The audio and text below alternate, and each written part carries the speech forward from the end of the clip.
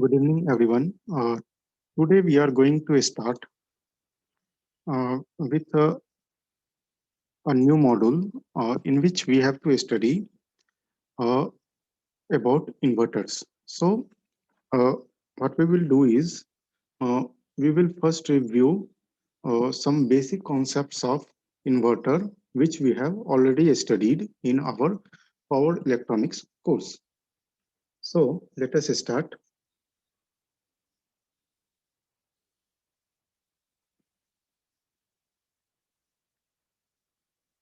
Inverter. As we know, inverter converts DC input to AC output. Okay, so it converts DC to AC. So it is also called as DC to AC converter. Okay, here DC input can be of fixed magnitude, or it can be of variable magnitude. Similarly, AC output can be fixed or variable in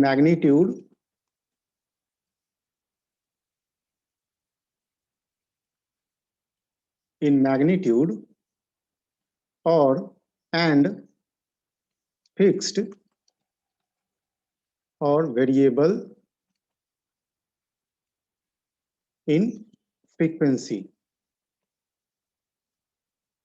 Okay, so we can have an output AC voltage whose magnitude is fixed and frequency is also fixed, or whose magnitude is fixed but it has frequency is variable.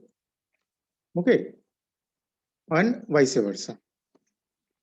So if we have this inverter, suppose this is one inverter.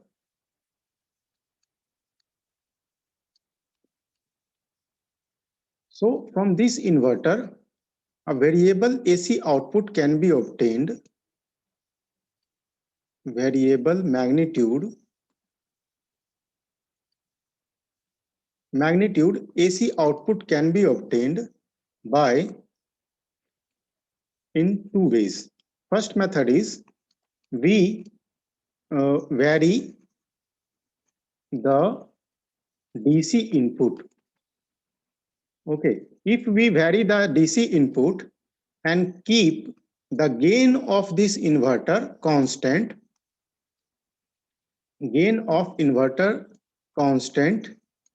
or in simple way we can say that inverter is made up of some power electronic switch. So we have to make the, switching signals to all the switches as constant. Okay, so in that way, in this fashion, we can get a variable magnitude AC by varying the DC input. And second method in which we can get a variable magnitude AC is by keeping the input voltage fixed. So we have fixed the DC input voltage and we vary the switching signals of this inverter. Okay, in this way we can also get a variable magnitude and variable frequency.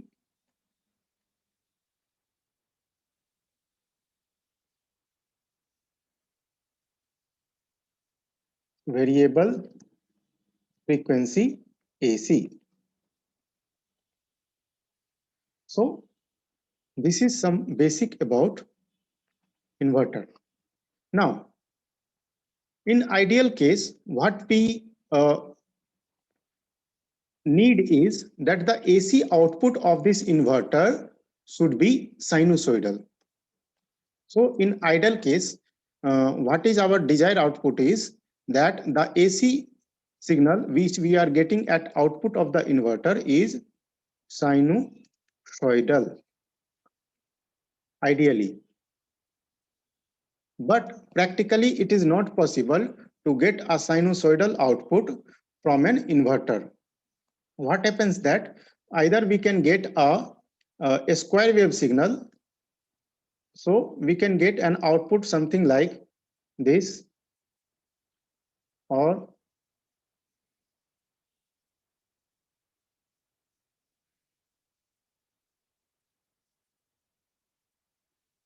something like this. So these signals, output signals, these signals contain sinusoidal component,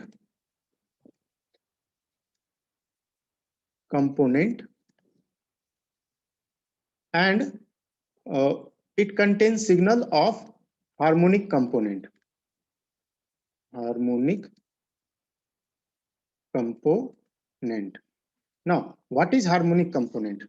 So suppose that the output, at the output of this inverter, we want a signal of 50 hertz frequency. Okay, so the signal corresponding to 50 hertz is our fundamental component. Sorry, here, let me change this, is fundamental. So the signal, this square wave signal, we can write this square wave signal by use of Fourier series as a sum of sinusoidal signal of fundamental frequency and higher order frequency. So the signal whose frequency is 50 hertz is called fundamental frequency, and harmonic component have frequency which is integral multiple of this fundamental frequency. So n into 50. So all the signals which have frequency which is integral multiple of fundamental frequency are called harmonic components. Okay, so practically we get a square wave or quasi square wave.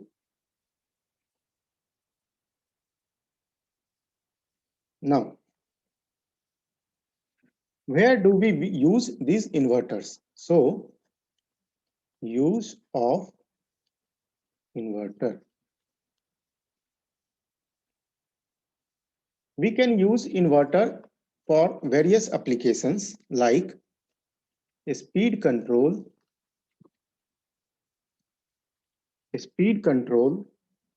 of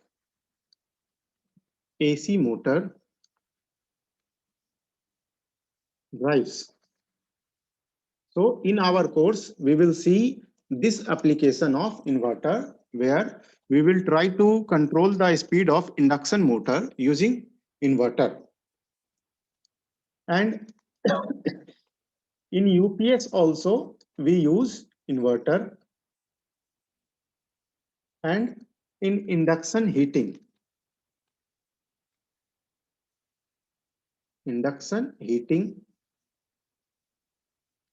we use inverters.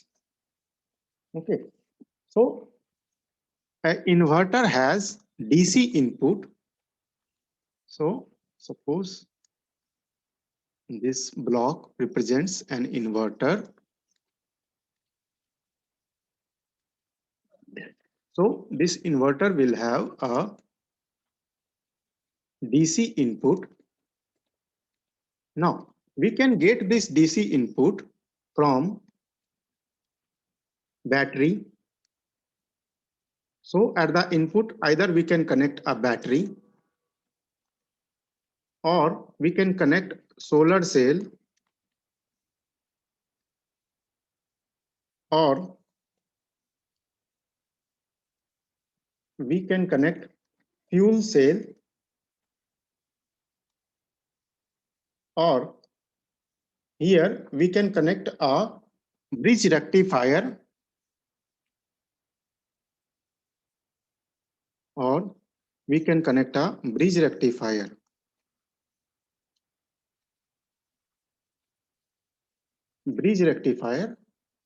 Or if we have Generally, we connect a bridge rectifier. If we have AC input is available, we convert this AC input into a DC supply for this inverter. Now, in output, we will get AC. So this AC can be of single phase. This AC can be of single phase. So when the output voltage is single phase AC, then its typical value are 120 volt at 60 hertz or 220 volt at 50 hertz or 115 volt at 400 hertz. So depend on the frequency. These are the typical value of output voltage RMS value. If the output is three phase, then typical value of output are 220 to 380 volt at 50 hertz, 120 to 208 volt at 60 hertz,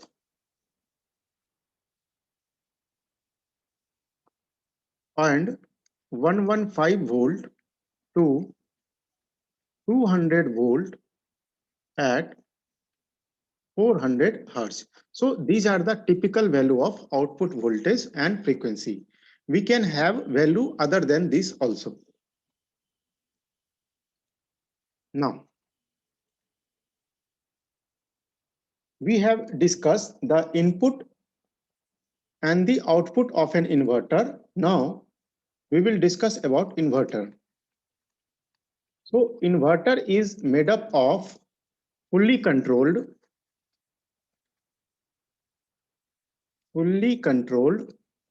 semiconductor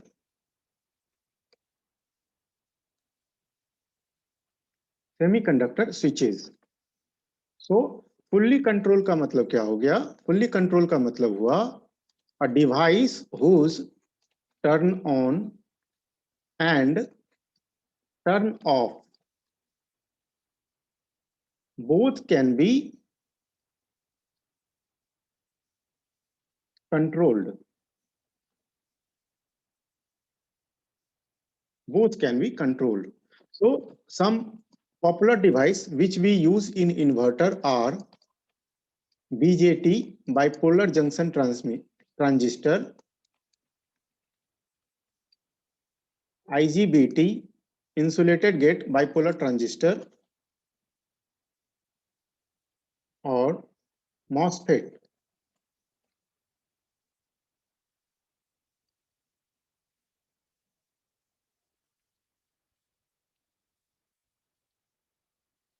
What is full form of MOSFET?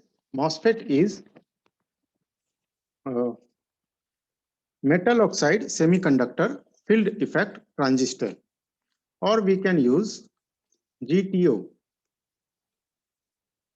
gate turn off transistor. So we can make inverter from any of these device.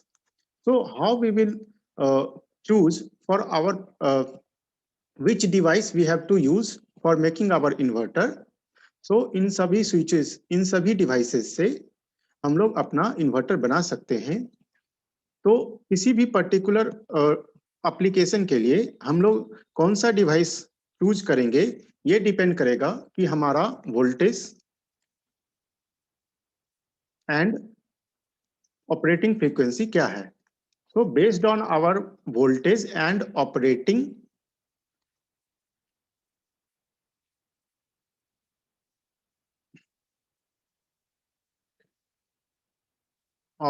Frequency क्या है कि हम लोग इन चारों में से कोई एक डिवाइस को चूज कर सकते हैं।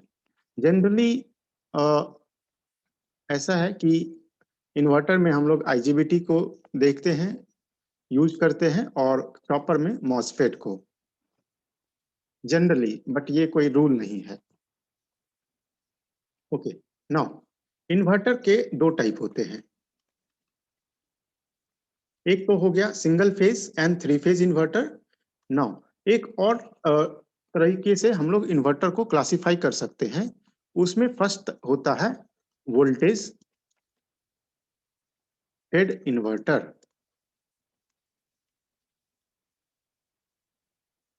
Voltage fed inverter, voltage fed inverter में क्या होगा कि जो इनपुट वोल्टेज है,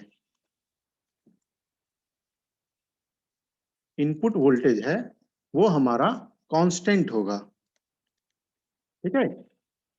and second is our current fed inverter. Current fed inverter में क्या होगा, input current,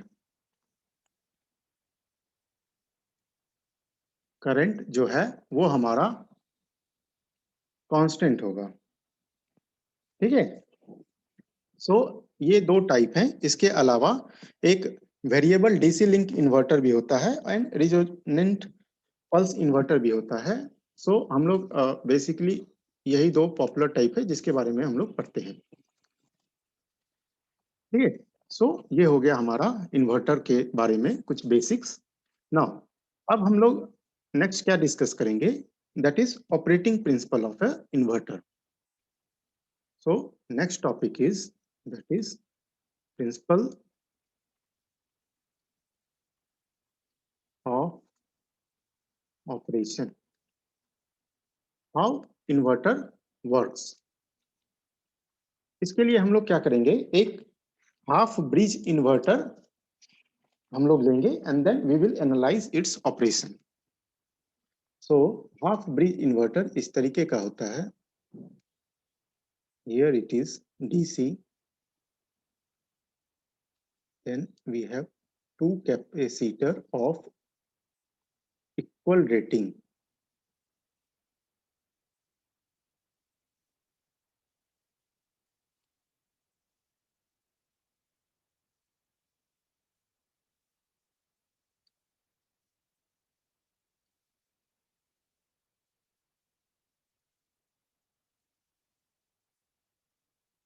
and then we have semiconductor switch,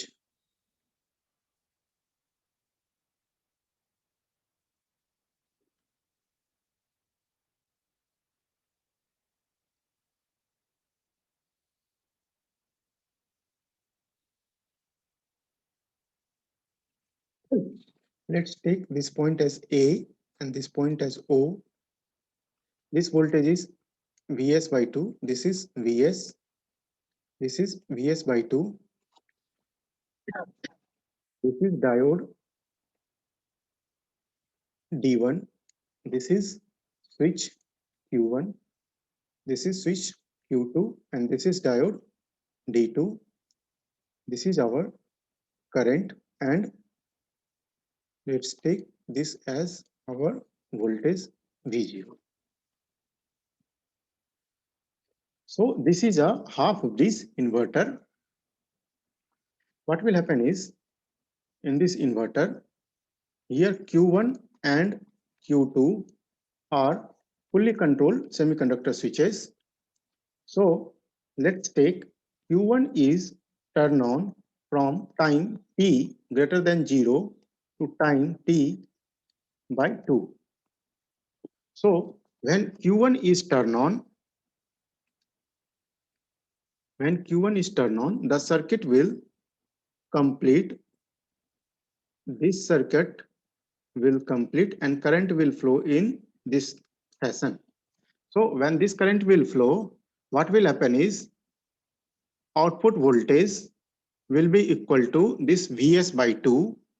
So in this case, output voltage is equal to Vs by 2, and current is, since it is a resistive load, current is Vs by 2R.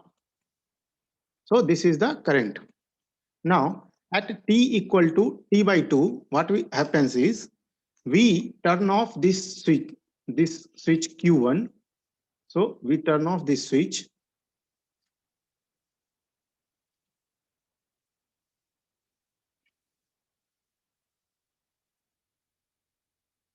When we turn off this switch and we turn on this switch Q2, at t equal to t by 2, what happen is Q1 को हमने switch off कर दिया and Q2 को हमने switch on कर दिया. So Q2 is on and Q1 is on from time t greater than 0 to t less than t by 2, and Q2 is on from time t by 2 to t. So जब हमारा Q2 on होगा, here this terminal is positive, here this terminal is positive. So जब हमारा Q2 on होगा तो क्या होगा, current will flow in this fashion. So इस केस में क्या हो जाएगा, V0 will be equal to, so ये पॉइंट हमारा पॉजिटिव से कनेक्ट हो गया है, ये पॉइंट हमारा नेगेटिव से कनेक्ट हो गया है.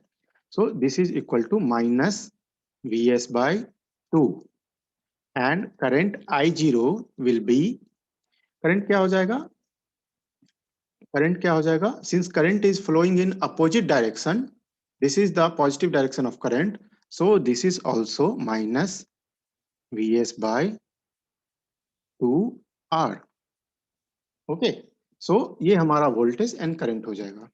यहाँ पे एक ध्यान देने वाली बात क्या है कि हम लोग Q1 एंड Q2 को साइमल्टेनियसली ऑन नहीं कर सकते हैं. ठीक है, एक ही बार में दोनों को ऑन कर देंगे तो क्या हो जाएगा, हमारा ये जो डीसी सोर्स वोल्टेज है ये क्या हो जाएगा, through this Q1 and Q2 is short circuited हो जाएगा. ठीक है, सो इसलिए हम लोग दोनों को एक बार ऑन नहीं करेंगे. दूसरा क्या है कि यहाँ पे हमने क्या किया है कि Q1 एक आइडियल डिवाइस को कंसीडर किया है and Q2 is also an ideal device. इसलिए क्या है कि हम लोग कह सकते हैं कि at t equal to t by 2, so यहाँ पे Q1 एंड Q2 हम लोगों ने क्या लिया है, आइडियल. इसलिए हम लोग कह सकते हैं कि जो इसका टर्न ऑफ टाइम है, ठीक है, turn off time of this Q1 is 0. मतलब कि जैसे ही हमने Q1 को t equal to t by 2 पे हमने ऑफ किया, ये इंस्टेंटेनियसली ऑफ हो जाएगा. लेकिन प्रैक्टिकल डिवाइस में क्या होता है कि ये इंस्टेंटेनियसली ये डिवाइस ऑफ नहीं होगा. ठीक है, तो सपोज इस डिवाइस को ऑफ होने में एक टाइम डिले लग रहा है TD, तो हम लोग क्या करेंगे कि प्रैक्टिकल डिवाइस में Q2 को टर्न ऑन करेंगे eight this time t by 2 plus TD. यदि हम लोग t by 2 plus TD time के पहले यदि हमने Q2 को ऑन कर दिया तो क्या सिचुएशन बनेगा कि Q1 हमारा अभी सही तरीके से ऑफ नहीं हुआ है एंड Q2 ऑन हो गया. ठीक है, तो उस केस में क्या होगा, हमारा सोर्स जो है वो शॉर्ट सर्किटेड हो जाएगा. इसलिए हम लोग क्या करते हैं, एक डिले, सफिशियंट डिले प्रोवाइड करते हैं Q1 को ऑफ होने, Q1 का सिग्नल को विड्रॉ करने के बाद और Q2 को सिग्नल देने के पहले. ठीक है, और अल्टरनेटिवली हम लोग क्या कर सकते हैं कि दैट इसको t बाई 2 टाइम से कुछ पहले ही ऑफ कर दिए, इसको t बाई 2 टाइम से कुछ पहले ऑफ कर दिए एंड देन हम लोग इसको t बाई 2 टाइम पे टर्न ऑन किए. तो इन दोनों में से हम लोग कुछ भी कर सकते हैं. सो ये हमारा हो गया when there is resistive load. So ये हमारा एनालिसिस हुआ when there is resistive load. When there is purely inductive load, तो उसमें क्या होगा,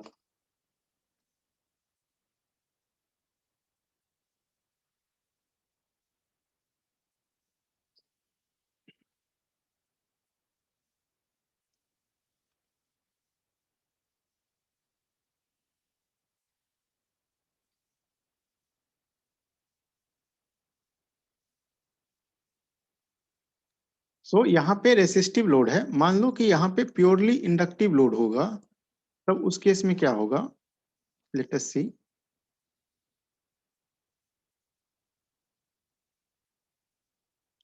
अच्छा, इस केस में हम लोग यदि वोल्टेज और करंट का वेव फॉर्म ड्रॉ करेंगे तो क्या हो जाएगा?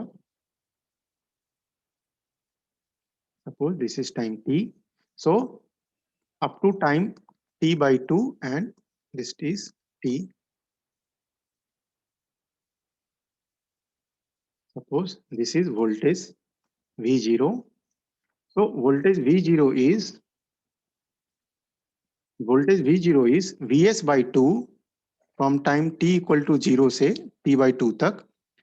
Output voltage is Vs by 2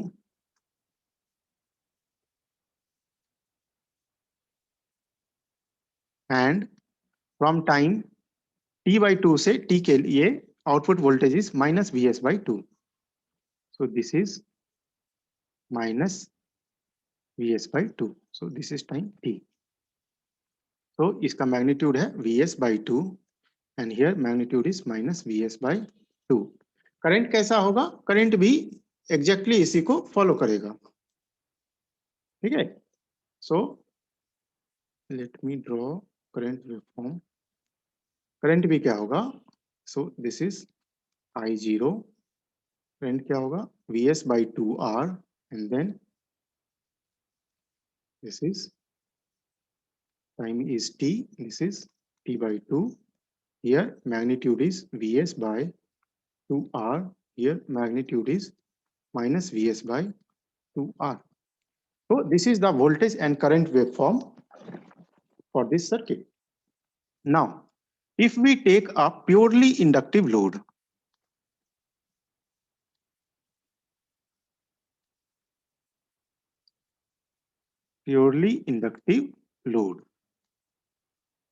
जब हम प्योरली इंडक्टिव लोड लेंगे तब इसमें क्या इसके ऑपरेशन में फर्क पड़ेगा?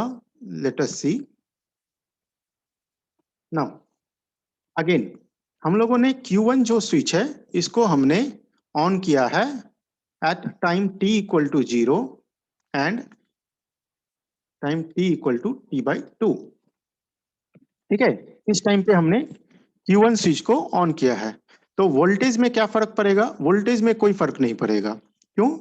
इसके अक्रॉस जो वोल्टेज है, जैसे ही हमने स्विच को ऑन किया इसके अक्रॉस वोल्टेज क्या हो जाएगा? Vs by 2 हो जाएगा। So V0 will be equal to Vs by 2। Now current क्या होगा? करंट विल बी, यहां पे इस लूप में KVL लगाएंगे तो क्या आ जाएगा? Vs by 2 minus V0 equal to 0। So V0 equal to हो गया Vs by 2। नाउ V0 का वैल्यू क्या हो गया? L di by dt equal to Vs by 2। It is a positive quantity है, इसलिए क्या होगा? इंडक्टर इस टाइम पीरियड में क्या होगा? एनर्जी को स्टोर करेगा and current will increase. So during this period current will increase, okay, current will increase. So let me draw. मैं वोल्टेज वेवफॉर्म इसके लिए ड्रॉ नहीं कर रहा हूं क्योंकि वो सेम ही आएगा ना। करंट विल इंक्रीज, सपोज हम लोग फर्स्ट टाइम पे सर्किट को ऑपरेट कर रहे हैं तो then current will increase from zero value तक इंक्रीज करेगा। कब तक इंक्रीज करेगा? Up to time t by 2 तक, ठीक है। Now at this time t by 2 what happen is, हम लोगों ने Q1 स्विच को ऑफ कर दिया, ठीक है। So at this time t equal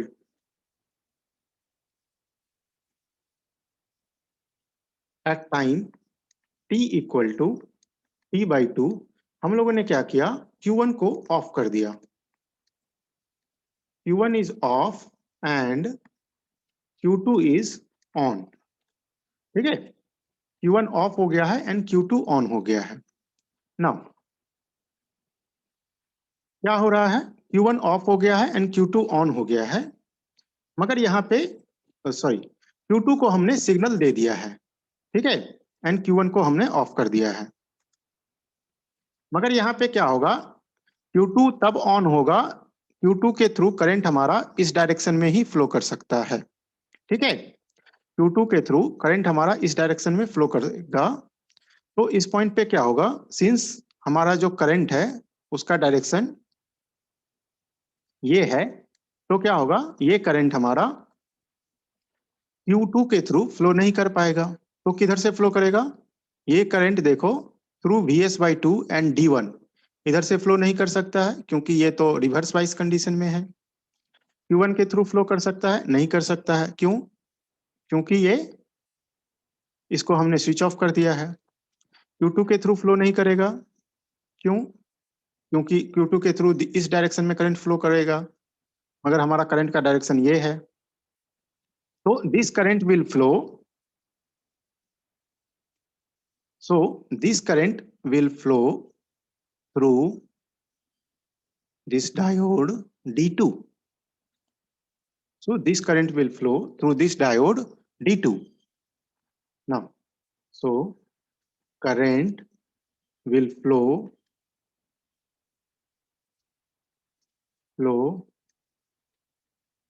through diode D2.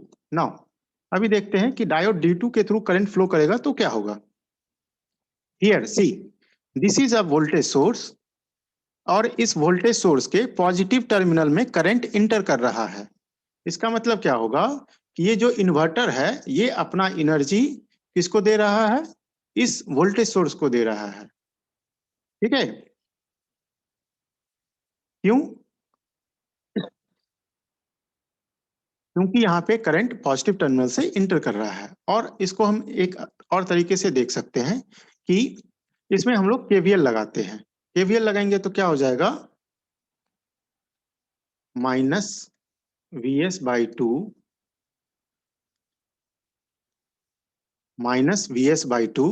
And -V0 equal to 0। सो यहां से आ गया V0 equal to Vs/2। V0 क्या है हमारा, LdI/dt इक्वल टू -Vs/2।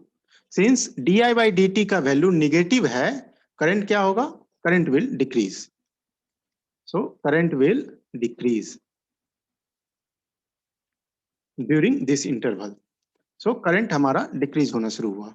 और इसी को हम लोग एक दूसरे तरीके से क्या कहेंगे कि during this interval when current is flowing in this direction, क्या होगा, ये इंडक्टर में जो एनर्जी स्टोर्ड हुआ था वो एनर्जी क्या होगा, इस सोर्स को फीडबैक हो रहा है।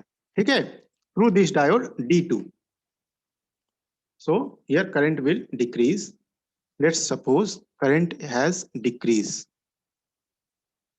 once this current reaches point 0, so this is current, एक बार ये करंट 0 हो गया, अब क्या होगा, एक बार जब ये करंट 0 हो गया, अब क्या होगा, सिंस इस डिवाइस को Q2 को हमने ऑलरेडी स्विचिंग सिग्नल प्रोवाइड कर दिया है। ठीक है, यहाँ पे देखो eight t equal to T/2 हमने Q1 को ऑफ किया और Q2 को स्विचिंग सिग्नल प्रोवाइड कर दिया है। ठीक है, यहाँ पे ऑन लिख दिया हूं, बट स्ट्रिक्टली क्या होगा कि इसको हमने अभी स्विचिंग सिग्नल ही प्रोवाइड किया है। अभी क्या होगा कि जब तक D2 कंडक्ट कर रहा था तो D2 के अक्रॉस जो वोल्टेज ड्रॉप हो रहा था वो क्या कर रहा था, Q2 को रिवर्स बाइस बना के रख रहा था। लेकिन एक बार जब करंट 0 हो गया, D2 कंडक्शन करना बंद कर दिया, उस समय क्या हुआ, ड्यू टू दिस वोल्टेज ये जो स्विचिंग डिवाइस है ये क्या हो गया, फॉरवर्ड बाइस हो गया एंड इसको स्विचिंग सिग्नल मिला हुआ है, तो क्या होगा, ये टर्न ऑन हो जाएगा। टर्न ऑन हो जाएगा, ये कंडक्ट करना शुरू हो जाएगा। तो कंडक्ट करना शुरू होगा। ठीक है, ये जब कंडक्ट करेगा then current will flow in this fashion, then current will flow in this way। ठीक है, करंट इस तरीके से फ्लो करेगा और इस इंटरवल में क्या होगा, सोर्स जो है वो इंडक्टर को एनर्जी फिर से देगा। ठीक है, so from this moment up to this moment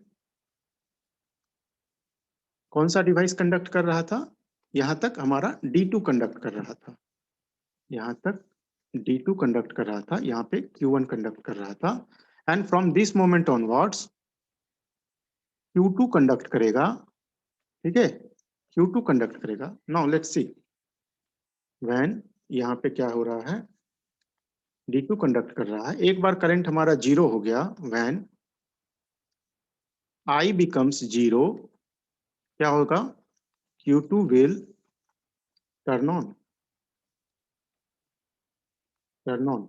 जब Q2 कंडक्ट करेगा, ठीक है, व्हेन Q2 विल कंडक्ट, तो उस समय क्या हो रहा है, अगेन इसमें KVL लगाओ, तो क्या हो गया, plus Vs/2 plus V0 equal to 0।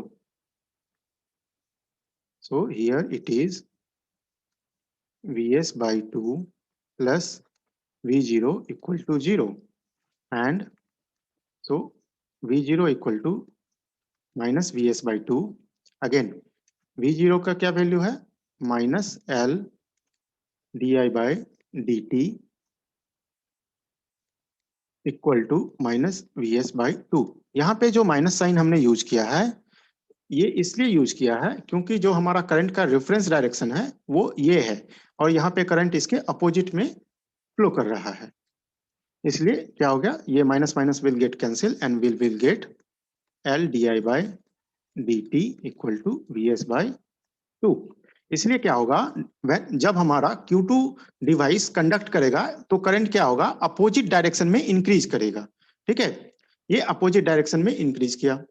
Now at this time, suppose this is time t, eight this time क्या हुआ, एट टाइम t हमने क्या किया, Q2 को ऑफ कर दिया एंड Q1 को हमने सिग्नल दे दिया, ठीक है, Q1 कंडक्ट करेगा या नहीं करेगा ये अभी हमें पता नहीं है, हमने क्या किया, Q1 को सिग्नल दे दिया। सेम चीज यहाँ पे लिखी, तो इसको हमने स्विचिंग सिग्नल प्रोवाइड कर दिया।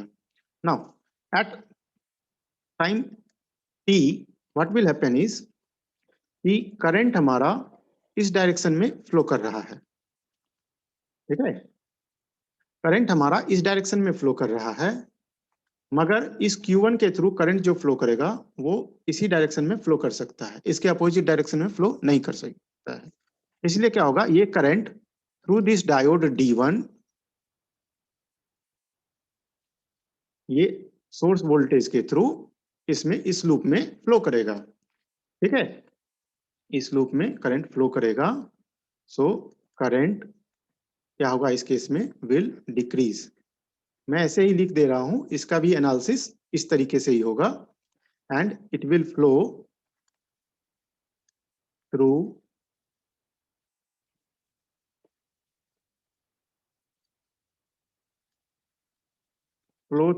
डायोड D1, ठीक है, इस डायोड D1 के थ्रू ये करंट फ्लो करेगा। सो करंट जब इसके थ्रू फ्लो करेगा, current will start decreasing, negative value में डिक्रीज करेगा। अगेन इस पीरियड में डिक्रीज कैसे करेगा, सेम प्रोसेस को यूज करो, you will get that current will decrease. So up to this time क्या हो रहा है, D1 हमारा कंडक्ट कर रहा है, ठीक है, when current is zero, current जब जीरो हो जाएगा तो क्या हुआ, देखो जब हमारा D1 कंडक्ट कर रहा है तो D1 के अक्रॉस कुछ वोल्टेज कुछ ड्रॉप होगा, ठीक है, प्रैक्टिकल डिवाइस में, और यही ड्रॉप क्या करेगा, इस Q1 को रिवर्स वाइस बना के रखेगा, ठीक है। एक बार जब हमारा करंट का कंडक्शन बंद हो गया, ठीक है, तो क्या करेगा, ये जो Vs/2 है ये इसको फॉरवर्ड वाइस बना देगा, और क्योंकि इसको पहले से सिग्नल अवेलेबल है, इसको हमने फॉरवर्ड वाइस बना दिया, Q1 कंडक्ट करना शुरू कर देगा। तो Q1 विल स्टार्ट कंडक्टिंग, ठीक है, और ये कंडक्ट करेगा अप टू टाइम T/2, ठीक है। सो यहाँ पे स्ट्रिक्टली स्पीकिंग ये टाइम यहाँ पे T है, तो ये हो गया हमारा 3T/2। तो स्टेडी स्टेट में क्या है, ये तो फर्स्ट टाइम में ऑपरेट हुआ, मगर स्टेडी स्टेट में क्या है, इस तरीके से डिवाइस कंडक्ट करेगा. So here Q1 will conduct, it is time t, this is time t/2. ठीक है. यहाँ पे जो डायोड D1 एंड D2 है, इसको हम लोग फीडबैक डायोड कहते हैं. So here diode D1 and D2, इसको हम लोग क्या कहते हैं, फीडबैक डायोड. नाउ हमने एक और डायोड के बारे में पढ़ा था. कहाँ पे पढ़ा था? हमने पढ़ा था पावर इलेक्ट्रॉनिक्स में, जब हम लोग रेक्टिफायर पढ़ रहे थे तब. ठीक है. यहाँ पे suppose this is RL load and here a diode is connected. ठीक है. Suppose it is this is a single phase rectifier. ठीक है. And this is a diode. इस डायोड को हम लोग क्या कहते हैं? इस डायोड को हम लोग कहते हैं फ्री व्हीलिंग डायोड. ठीक है. इस डायोड को हम लोग कहते हैं free wheeling diode. Then my question is कि ये डायोड को हमने फीडबैक डायोड कहा, ये डायोड को हमने फ्री व्हीलिंग डायोड कहा, ऐसा क्यों है? ऐसा इसलिए है क्योंकि देखो, क्योंकि यहाँ पे क्या हो रहा है कि when this converter is switched off, ठीक है, जब ये कन्वर्टर कंडक्ट नहीं कर रहा है, उस समय पे करंट क्या हो रहा है, इस लूप में ही फ्लो कर रहा है. ठीक है. मतलब जो लोड का एनर्जी है उसी में फ्री व्हील कर रहा है. ठीक है. इंडक्टर के अक्रॉस जो एनर्जी स्टोर्ड हुआ है वो लोड में ही ये रेसिस्टर के थ्रू डिसिपेट हो जाएगा. ठीक है. इसको ये मगर यहाँ पे क्या हो रहा है कि when this diode will conduct, ये इंडक्टर के थ्रू जो एनर्जी है वो फीडबैक हो रहा है सोर्स को. ठीक है. ये एनर्जी क्या हो रहा है, सोर्स को फीडबैक हो रहा है. सोर्स को इसके इसमें जो एनर्जी स्टोर्ड है, जब D1 या D2 कंडक्ट करेगा तो ये एनर्जी कहाँ चला जाएगा, इस सोर्स में चला जाएगा. इसलिए इसको हम लोग कहते हैं फीडबैक डायोड, क्योंकि यहाँ पे एनर्जी फीडबैक हो रहा है. इसको कहते हैं फ्री व्हीलिंग डायोड, क्योंकि यहाँ पे क्या हो रहा है, लोड का ही एनर्जी है इंडक्टर में स्टोर्ड है, वो रेसिस्टर के थ्रू डिसिपेट हो रहा है, सोर्स में नहीं जा रहा है. ठीक है. तो इसलिए फीडबैक डायोड और फ्री व्हीलिंग डायोड है दोनों diode he, but based on their function इसका हम लोग इस तरीके से नाम अलग अलग रखते हैं. नाउ हमने देख लिया कि आर लोड के केस में क्या होगा. आर लोड के केस में क्या हो रहा है कि एज सुन एज हमने Q1 को टर्न ऑफ किया, Q2 हमारा टर्न ऑन हो जाएगा. ठीक है.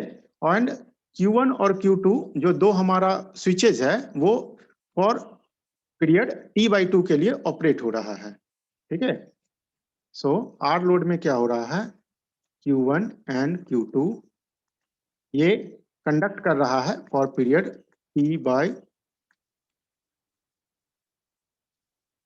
T/2 पीरियड के लिए कंडक्ट कर रहा है. And for purely inductive load,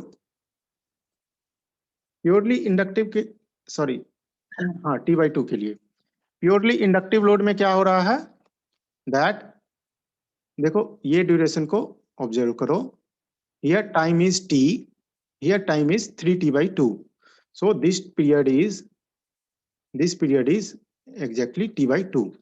इस T/2 टाइम पीरियड में आधा टाइम के लिए ये डायोड कंडक्ट कर रहा है, आधा टाइम के लिए ये स्विच कंडक्ट कर रहा है. ठीक है. तो स्विच कितना देर के लिए कंडक्ट कर रहा है, फॉर पीरियड T/4.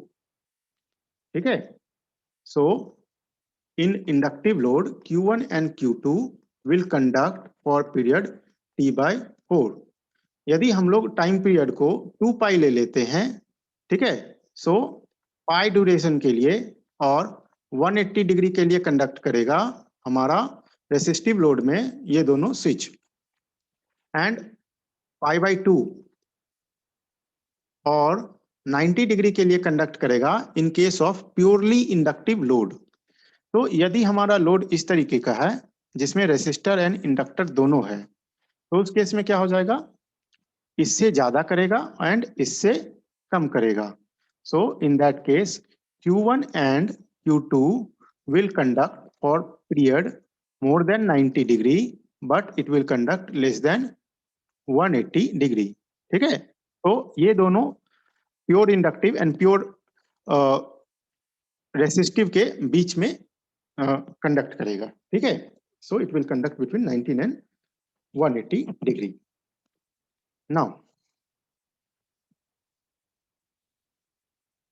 सिंस इस केस में क्या है कि हमारा आउटपुट वोल्टेज जो है हमारा क्या है, एक स्क्वायर वेव है. So let me draw this output voltage. So this is V0.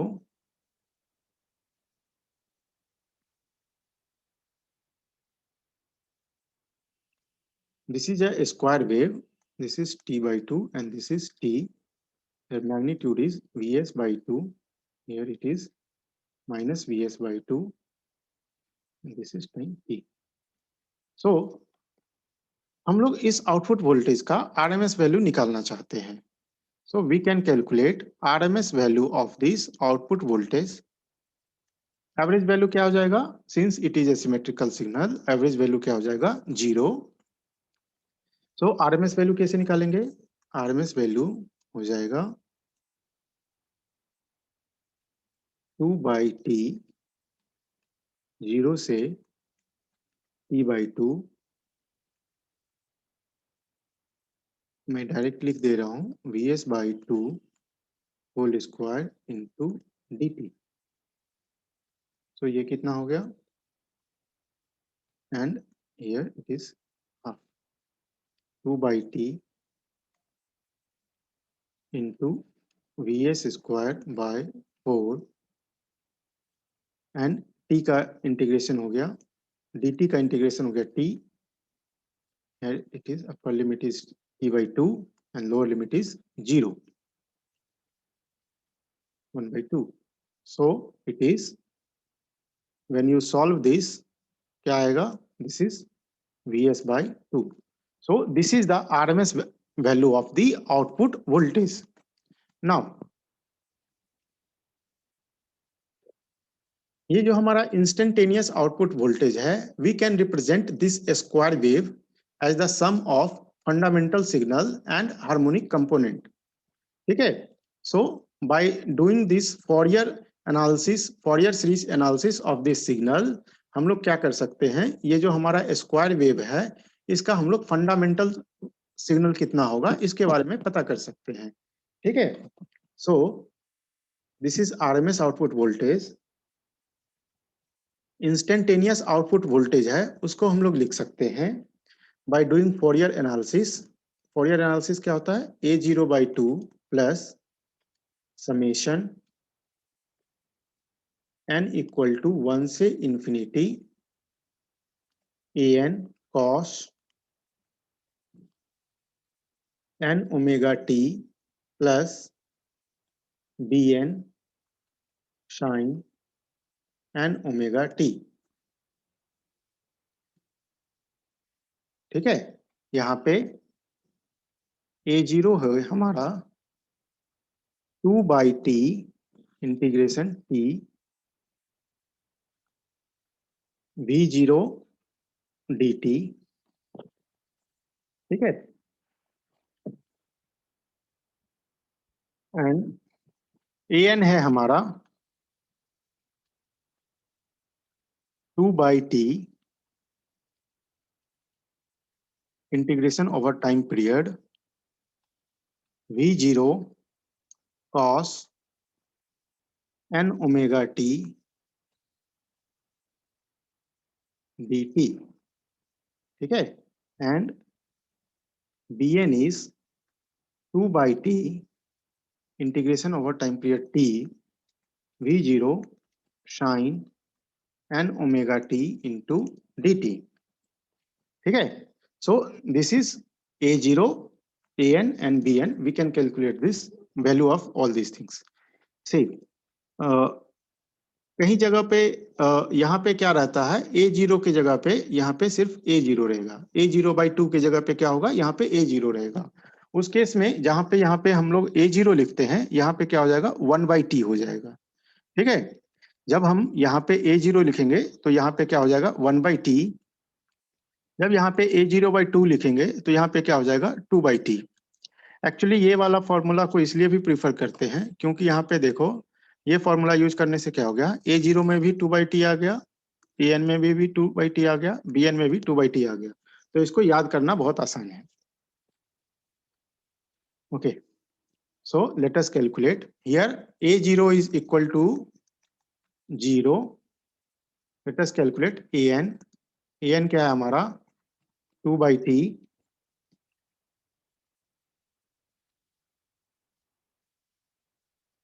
0 से t/2 के लिए क्या है, output voltage Vs/2 into cos n omega t dt plus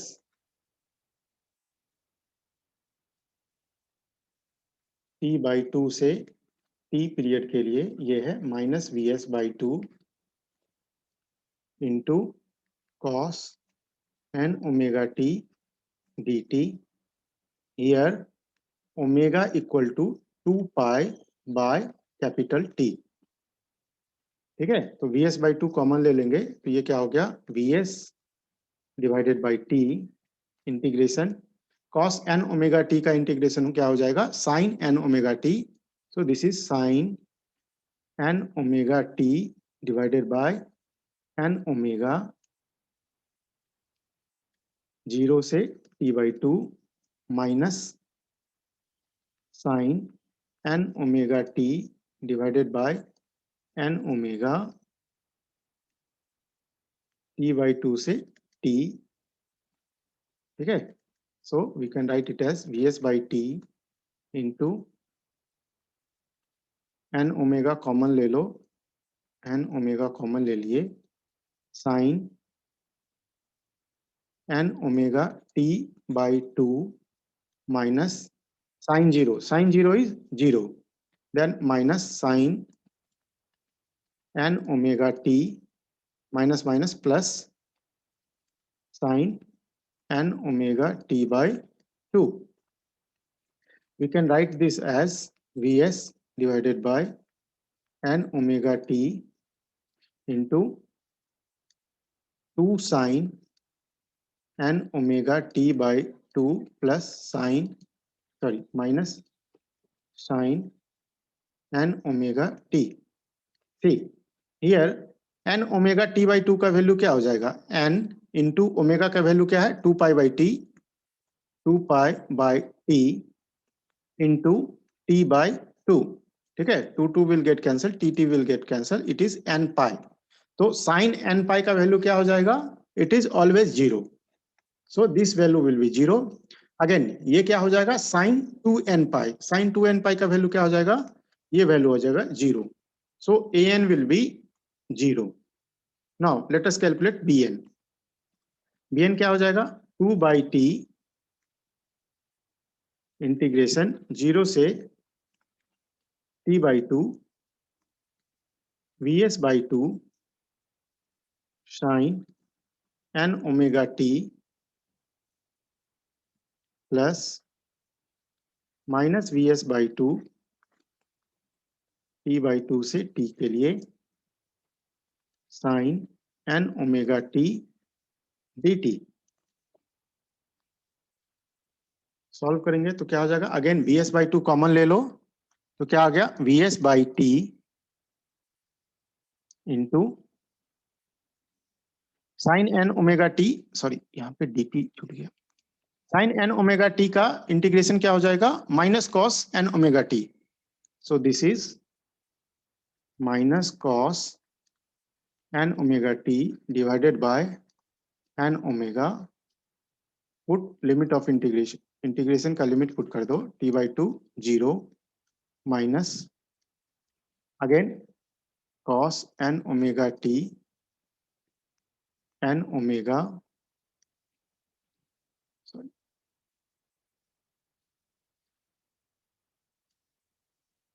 T/2 से T, ठीक है। Solve this.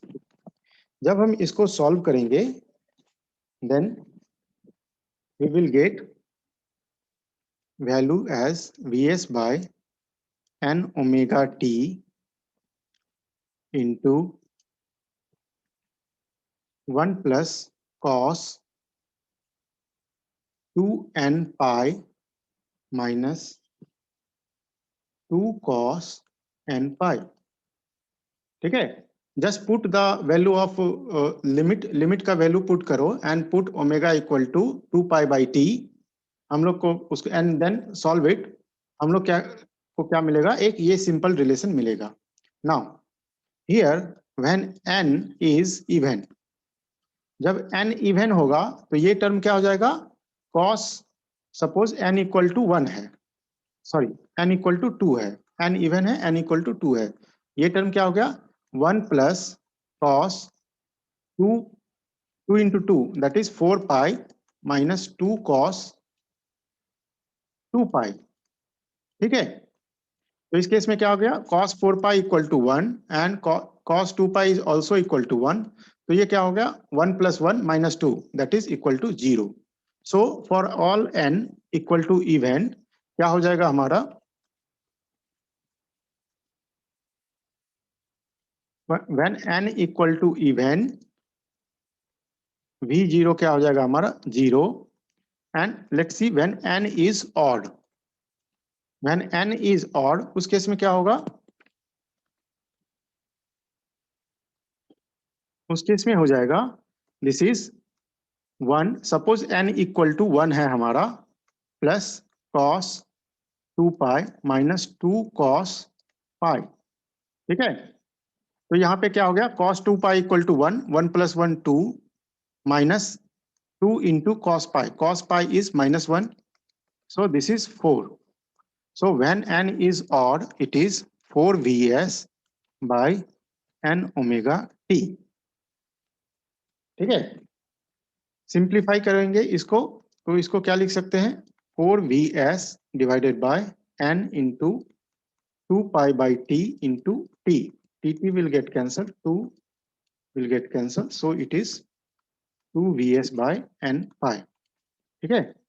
सो फाइनली हमें क्या मिल गया, V0 equal to 2Vs by n pi for all n which is odd, सारा n इसमें क्या होगा हमारा ऑड होगा, इवन वैल्यू के लिए क्या हो जाएगा V0 इक्वल टू 0।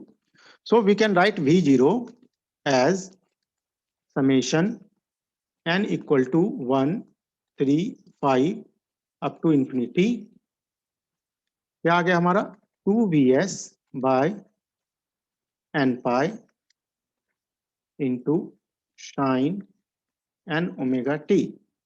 सो ये हो गया हमारा V0 का एक्सप्रेशन, ठीक है। सो यहां से हम लोग फंडामेंटल वैल्यू ऑफ वोल्टेज निकाल सकते हैं।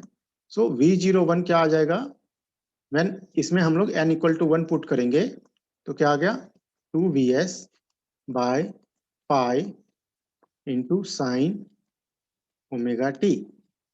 नाउ तो फंडामेंटल RMS वैल्यू कितना आ गया, ये आ गया, this is peak value, so आ गया 2Vs divided by root under 2 pi that is equal to root under 2Vs divided by pi, ठीक है।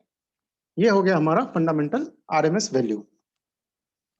We can calculate this, it will come around 0.45 into Vs, ये हो गया fundamental RMS value.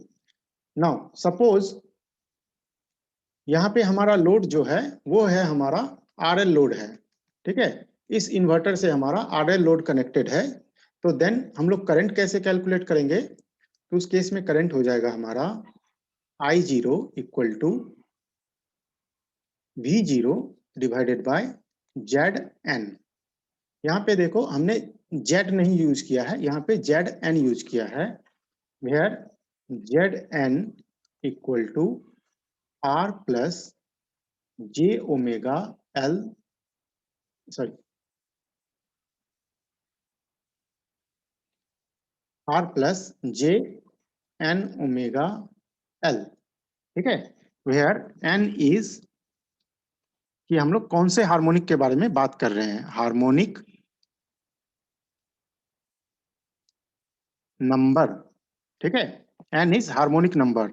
So first harmonic के लिए, fundamental के लिए जो इम्पिडेंस ये RL लोड ऑफर करेगा वो कितना होगा, R plus J omega L। ये हम लोग नेटवर्क में जनरली यूज करते हैं।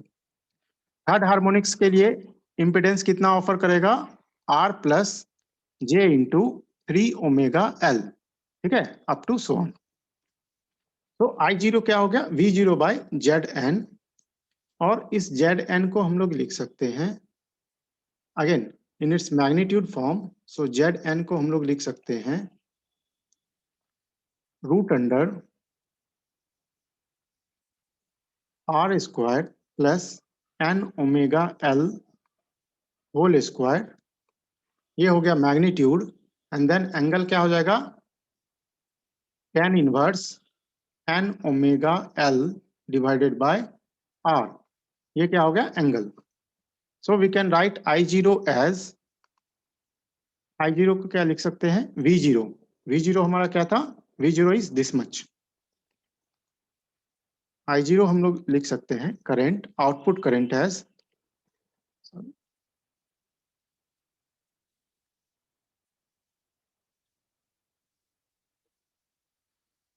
n equal to 1 3 5 up to infinity. V0 क्या है, 2Vs by n pi,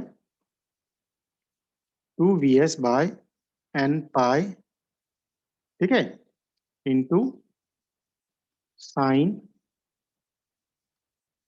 n omega t, n omega t, this divided by this impedance. तो इसको क्या लिख सकते हैं, इम्पिडेंस से जब डिवाइड करेंगे तो we can write it as, let me write it, divided by into root under R square plus N omega L whole square into sine N omega t minus theta N, where theta N क्या है हमारा, impedance angle है,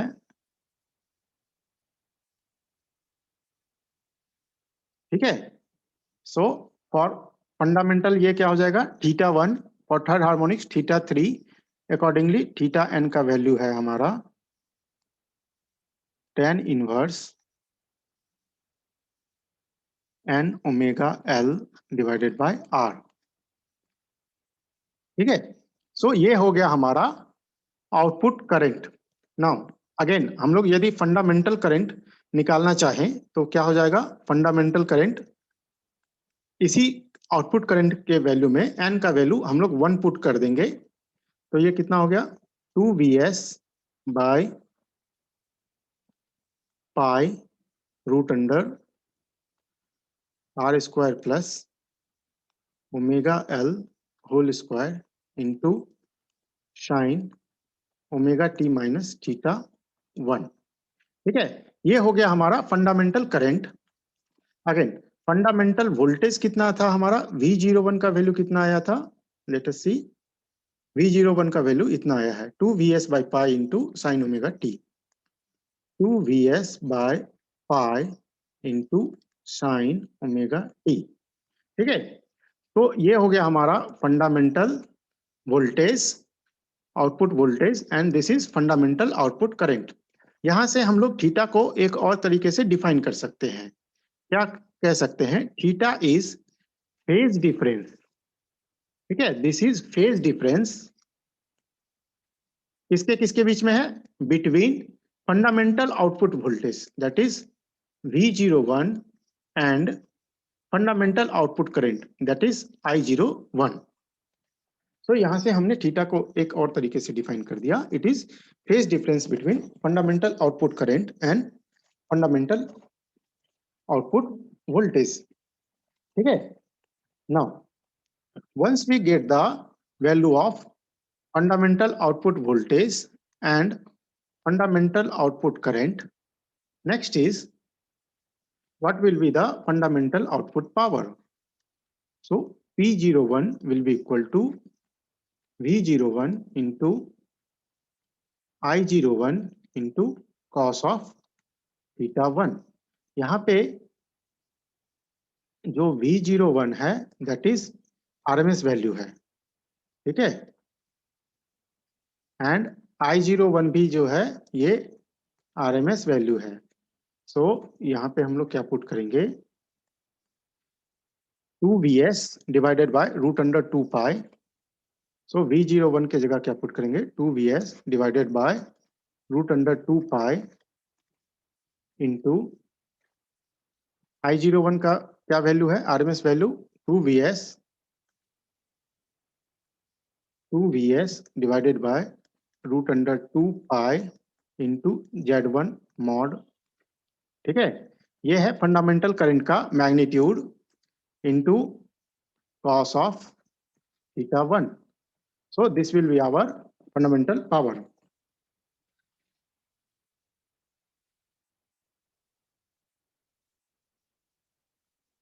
So what happens that in most of the application that the useful power जो होगा वो only due to fundamental के कारण ही useful power आता है. ठीक है, and due to harmonic power क्या होगा, due to harmonic power यदि हम किसी मशीन को इस इन्वर्टर से सप्लाई दे रहे हैं तो हार्मोनिक पावर के क्या कारण क्या होगा कि मशीन में हीटिंग होगा. ठीक है, इसलिए P01 को हम लोग यूजफुल पावर भी कहते हैं. ना, ये तो हो गया हमारा आउटपुट साइड में. इनपुट साइड में अब हमें देखना है. सो इनपुट साइड में हमें क्या निकालना है, सिंस हमारा इनपुट वोल्टेज तो कांस्टेंट डीसी है तो उसका तो कुछ हो नहीं सकता है. सो हमें क्या निकालना है, DC input current. So next हमारा जो गोल है वो है हमें डीसी इनपुट करंट निकालना है.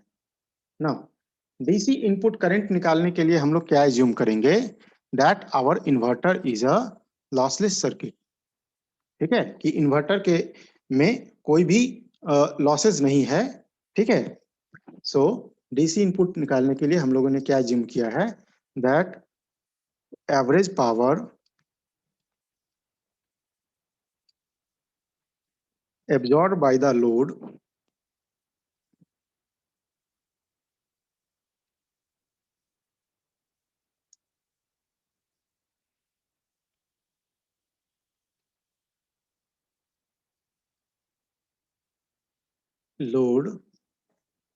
is equal to average power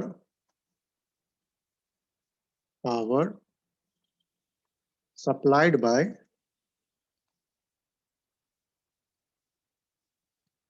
source. ठीक है, ये हमने एज्यूम किया है. Now average power absorb by the load क्या हो जाएगा, दिस इज V0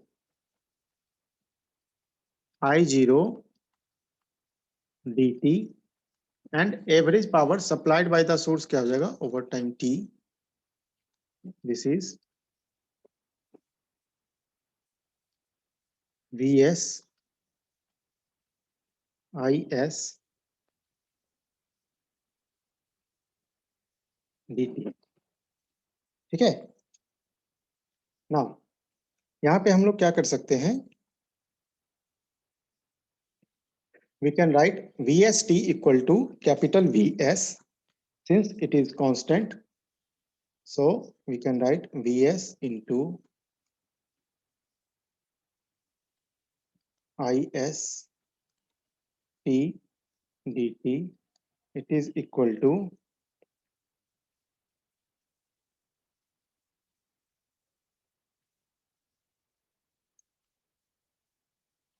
integration 0 से T root under 2 into V01 into sin omega t.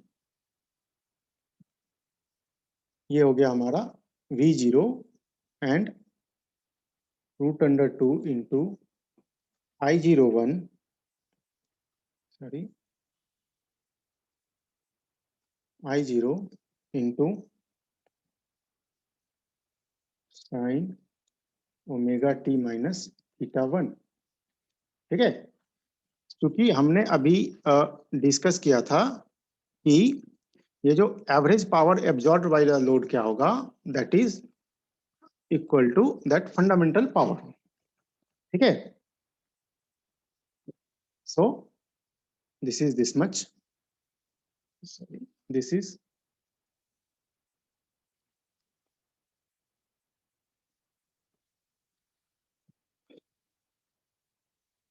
now here, sorry, one mistake, एक mistake हो गया, that average power absorbed by the load will not be equal to that this fundamental load, sorry, fundamental power. Here what we can write is is equal to V01 divided by Vs, okay, into I0 cos of theta 1। ठीक है, so this will be the value of is। ठीक है, एक बार इसको थोड़ा verify कर लेना। Again इसको सॉल्व करो, इसको सॉल्व करने से क्या होगा, we can get the value of is as this much. ठीक है, नाउ हमने क्या किया अभी तक, डीसी इनपुट करंट का वैल्यू फाइंड कर लिया है। ये DC input current no doubt हमारा, this is our average current. ठीक है, this is our average current. V01 is fundamental RMS output voltage, Vs is, that is our source voltage, I0 is our RMS load current, and theta 1 is load angle at fundamental frequency। और हम लोग कह सकते हैं कि phase difference between I01 and V01। now यहाँ तक हमने फाइंड कर लिया DC input current। Again, then what we have to do is to judge the performance of any inverter, we use certain parameters। उसमें सबसे पहला पैरामीटर है harmonic factor. Harmonic factor, harmonic factor क्या होता है, it is the ratio of it is the ratio of magnitude of voltage at harmonic frequency to the fundamental frequency, that is harmonic factor equal to क्या होता है, magnitude of voltage at harmonic frequency to fundamental frequency, that is magnitude of voltage at fundamental frequency। so this is our harmonic factor, here n is greater than 1। ठीक है, and V0n is RMS value of voltage at nth frequency। ठीक है, and V01 is RMS value of voltage at fundamental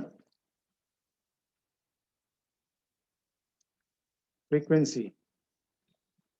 ठीक है, next जो parameter हम लोग use करते हैं वो होता है हमारा डिस्टॉर्शन फैक्टर। ठीक है, डिस्टॉर्शन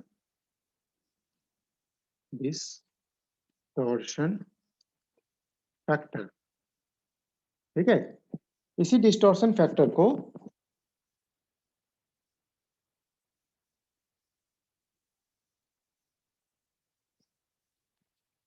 हम लोग कैलकुलेट करते हैं इस तरीके से। ये होता है हमारा 1/V01 divided by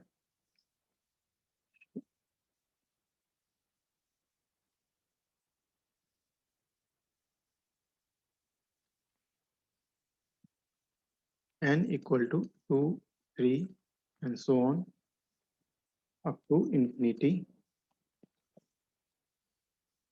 V0n divided by n square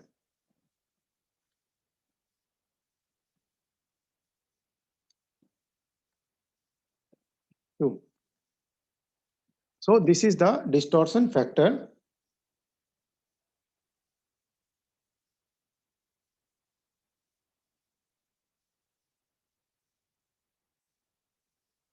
ठीक है, and then we also calculate one more parameter that is called total harmonic distortion. ठीक है, total harmonic distortion क्या हो जाएगा कि what is the यहाँ पे हमने क्या किया है that we have taken RMS value of nth frequency, sorry, RMS value of voltage magnitude, RMS value of voltage at nth frequency लिया है। ठीक है, बट THD में हम लोग क्या करते हैं, we take that something called THD equal to क्या हो जाता है हमारा VH, that is RMS value of harmonic component of voltage divided by V01. Here VH is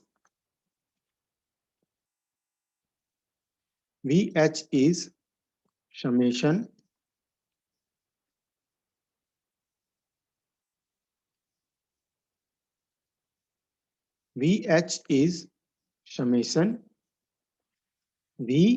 V0n, that is n where n equal to 1, 3, sorry,